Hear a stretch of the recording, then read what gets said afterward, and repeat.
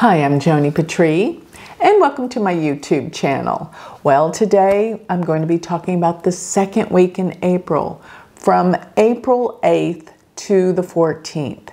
And with that, I'm going to be looking at where the moon is and how the other planets are in relationship to the moon, to give you a better feel of how you can navigate and plan your week according to the stars. So with that, before I move on, please, I want to remind everyone to sign up for my free newsletter. Go to galacticcenter.org, and while you're there, check out my Patreon page. With this, you will be in connection with me and get exclusive information that you cannot get anywhere else. And last but not least, my love is teaching astrology. And check out my university. It's all online, and I teach live classes every week. University of Vedic Astrology.com. So with that, let's get going. Let's start with April 8th. Why am I getting excited about this day? It's a solar eclipse. And with that, so much is pending and happening and building. The sun and the moon are together exactly at 25 degrees of Pisces. And Rahu sits at 21 degrees of Pisces. So this deals with immense emotional energy. This is profound. You have to understand that this is a day that I want you to really focus on deciding what you want to do with your life. It's a powerful day, but it's not necessarily a day that I would go out and begin new projects or start businesses or have meetings. This is a day of inner reflection for you to do some prayers or rituals, whatever you want to call it, that empowers you to improve and make your life better for the following year. This is like a mystical day, a turning point. Now, looking at the moon, it will be in Pisces most all of the day. Yes, the whole day. But let me see, when does it change out of Pisces? So you will know that it's really going to be around 9:30 p.m. Central Standard Time that the moon will change from Pisces to Aries. So it's going to be in Pisces all day till the evening. And with that, Pisces is that creative force, but the moon is going to be changing signs late in the day. But take advantage of this being in Pisces. It's a time of healing, compassion, speaking to people your truth, what you really feel, love and gratitude. Why do I say that? Because Mercury is with Jupiter in the second house from the moon. That's our voice, that's our speech. Another thing is, it's a good day actually for finances and money. Things are improving, but still, we've got the Mars and Saturn in the 12th from the moon. No, I'm not going to say it's not a day for you to do anything around investments. Maybe it's a good day for you to look into your money matters, organizing it. And maybe you might spend some money this day. It's not going to be all bad, but it's not a good day for investing. That's what I want you to know. It's a day of emotion, radical change, and it's a day of inspiration where I want you to do some kind of prayer or ritual or affirmations as to what you want to achieve in the coming year. This is a starting point. It's a solar eclipse, but that's a new moon right before the beginning. So let's move on to April 9th. The moon is in Aries all day today. And of course, it's approaching Jupiter. So this is a day of positive energy coming forth, new beginnings. Now that Mars-Saturn is going to be in the 11th house from the moon, which is actually the best place you can put these two planets. So it means that you're going to be able to really come together with your dreams, your goals, your ambitions, your desires for this day. But it's not a great day to meet with friends. The 11th house deals with friends and groups and organizations. And these two malefics here would definitely mean you would have conflict with friends. So be careful with meetings today. And the Sun and Venus and Rahu are in the 12th house from the moon. The 12th house is the house of endings. So with Mercury being retrograde, and by the way, today is the day that Mercury leaves Aries and goes into Pisces in its retrograde, backing up. So it backs up and it's at 29 degrees of Pisces, which this means, well, it's Gandanta. So people are really kind of out of control. Really, it's really hard for me to find good days this month because of so many things going on. Mercury is now debilitated. It's retrograde. It's Gandanta. People are not acting rationally. Just be aware of that. It's not always going to be like this. But I do like the moon being with Jupiter. So there's a certain degree of optimism and hope and opportunities, but it's not necessarily a good day at all for gatherings with friends, with groups, and yeah, Mercury changing signs, people change their minds, people are fickle. So, but all at the same time within yourself, you're feeling okay. So looking at April 10th, we have the moon still in Aries, and it will change out of Aries late that evening around, let's see, yeah, around 10:30 p.m. Central Standard Time. But being in Aries, it's going to be in the nakshatra called Kritika, which is sharp and cutting with the knife. This is a very difficult nakshatra for the moon to be in.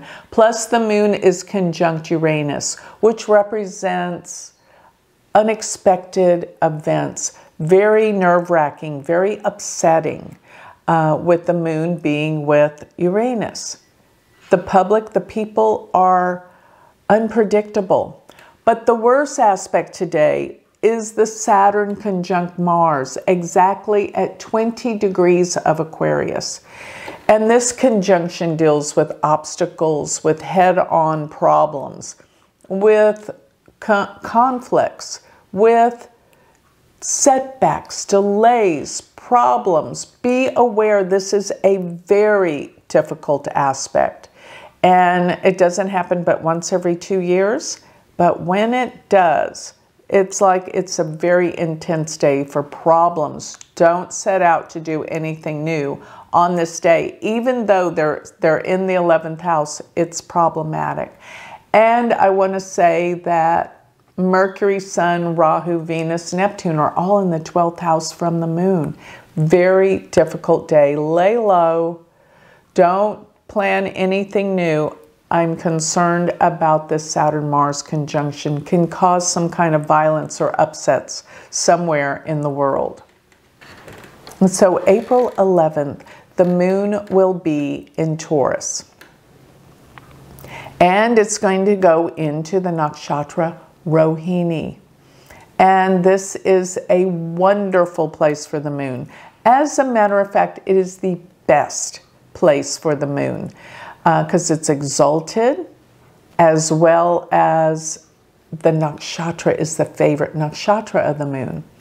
Now, the planets, all the other planets to the moon, are in much better positions. I know Mercury's retrograde, that's okay. Mercury is exactly conjunct the sun today, so it's combust the sun. Actually, it's, you know, it is really in a difficult place. So people aren't thinking clearly with Mercury being with the sun in Pisces, retrograde, debilitated.